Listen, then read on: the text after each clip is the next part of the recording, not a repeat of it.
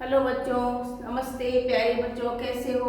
आपकी पढ़ाई कैसी चल रही है? अब तो हाफिल एग्जाम आने वाले हैं, जो कि मेरे जो व्याकरण की क्लासेस चल रही हैं, जिसके अंदर हम जो है 5th से लेकर के और 12th तक के बच्चे इसको देख सकते हैं, क्योंकि भाषा संज्ञा सर्वनाम विशेषण सब में ही आती है। तो आप जो है मेरे वीडियोस को आप देखिए। और आज हम पढ़ेंगे कि शब्दों का रूपांतरण कैसे होता है। हमने आगे जो वीडियो बनाए थे उनमें हमने विकारी शब्द किसे कहते हैं और विकारी शब्द के जो है कितने भेद होते हैं, ये सब हमने पढ़ा था। आज हम पढ़ेंगे कि शब्दों का रूपांतरण किन किन तथ्यों पर आधारित होता है। तो चलिए आप मेरी क्लास के अंदर अटेंड कीजिए और आप मेरे साथ जुड़े रहिए। तो हम आज पढ़ते हैं शब्द का रूपांतरण, शब्द कैसे रूप बदलता है अपना, उसके बारे में हम आज जानकारी प्राप्त करेंगे।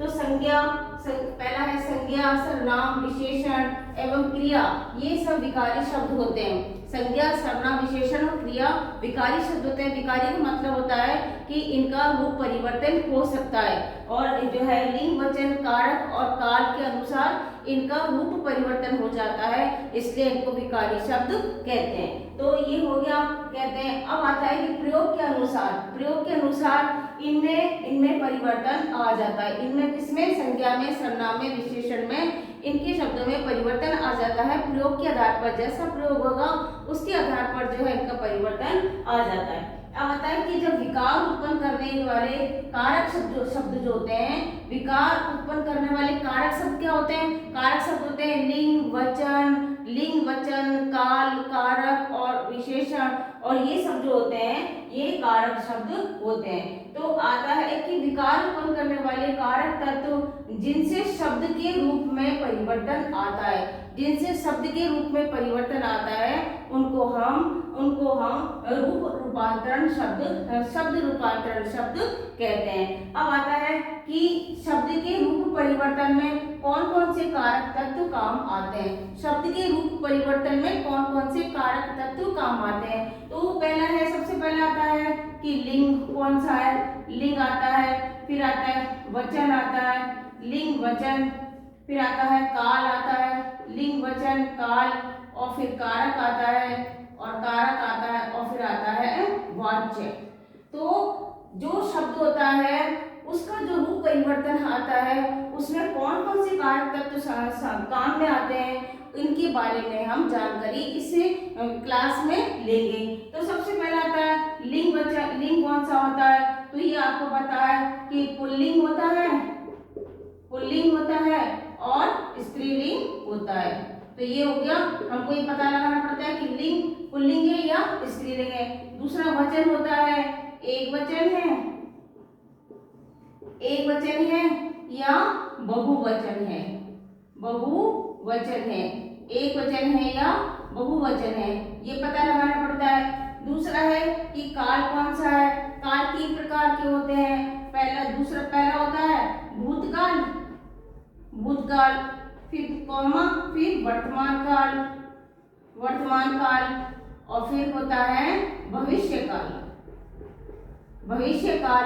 ये पता लगाना पड़ता है। मतलब शब्द का रूप जब परिवर्तन होता है उसमें कौन कौन से कारक तत्व काम आते हैं वो हम आपको सिखा रहे हैं। अब आता है काल हो गया। अब आता है कारक। तो कारक तो आपको पता है, कारक के भेद 8 प्रकार के कारक होते हैं।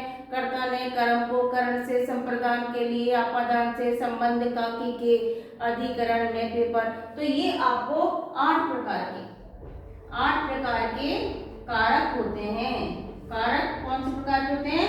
8 प्रकार के कारक होते हैं। ये हम आपको कारक का जो हम वीडियो बनाएंगे उसमें हम कर्ता ने कर्म को कैसे प्रयोग किया जाता है ये हम सारे बताएंगे। इस वीडियो में आपको ये बताना चाहते हैं कि जब हम शब्द का रूप परिवर्तन करते हैं तो किन किन तत्वों का ध्यान में रखते हैं। तो ये आ गया। अब वाच्य होता है कृतवाच्य। वाच्य भी 3 प्रकार के होते हैं। कृतवाच्य, कर्मवाच्य और भाववाच्य। ये 3 प्रकार के वाच्य होते हैं। 8 प्रकार के कारक होते हैं, 3 प्रकार के काल होते हैं, 2 प्रकार के वचन होते हैं और लिंग भी 2 प्रकार के होते हैं। तो हमने इस क्लास में ये समझने की हम कोशिश कर रहे हैं कि जब हम किसी शब्द का रूप परिवर्तन करते हैं वो शब्द विकारी शब्द होना चाहिए, संज्ञा, सर्वनाम, विशेषण और क्रिया होना चाहिए। तो इन चीजों का हमको ध्यान रखना पड़ता है।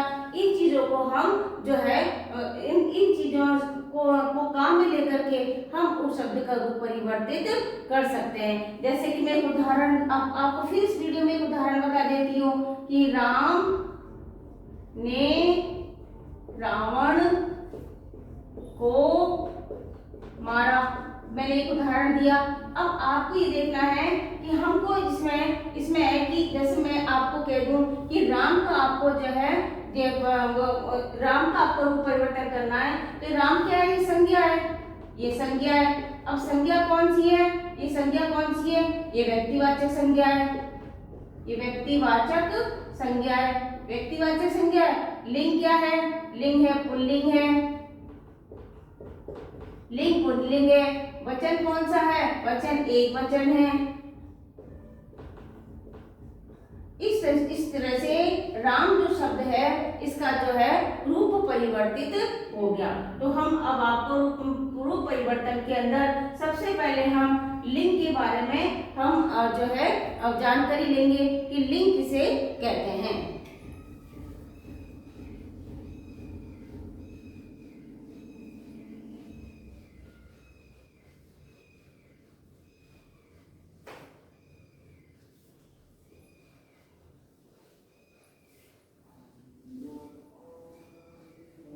अब आता है कि लिंग किसे कहते हैं।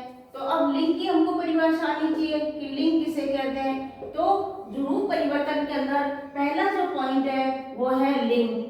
तो जिन शब्दों से किसी स्त्री जाति का बोध होता है उसे हम स्त्रीलिंग कहते हैं। जिन शब्दों से किसी पुरुष जाति का बोध होता है उसको हम पुल्लिंग कहते हैं। तो ये आपको आना चाहिए कि लिंग का मतलब होता है इस मादा या नर, नर या मादा।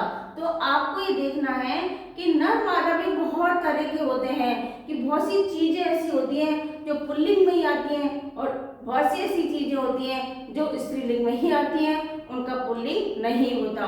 और नेक्स्ट वीडियो में आपको बताएंगे, लिंग का जब हम वीडियो बनाएंगे पूरा तो उसमें बताएंगे कि कौन कौन सी चीजें स्त्रीलिंग में आती हैं और कौन कौन सी चीजें पुल्लिंग में आती हैं। धन्यवाद।